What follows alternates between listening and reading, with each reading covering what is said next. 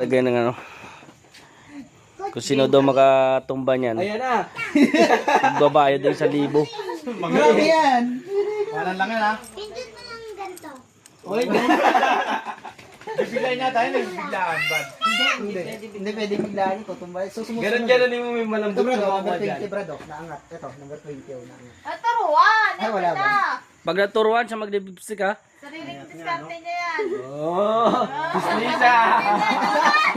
Lisa! Ano gagawin pagka natumba niya? Huwag niyo galawin yung ano kasi, yung Babae lamesa. ka na, ano? Huwag galawin yung lamesa. Lipstick. Tutumba yun mamaya Ano eh. sis? Ito nakaangat sa lower dito. Later.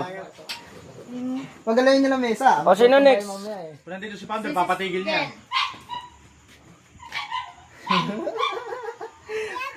Ilan nang mag-lipstick? Sino kasali dito? Yo.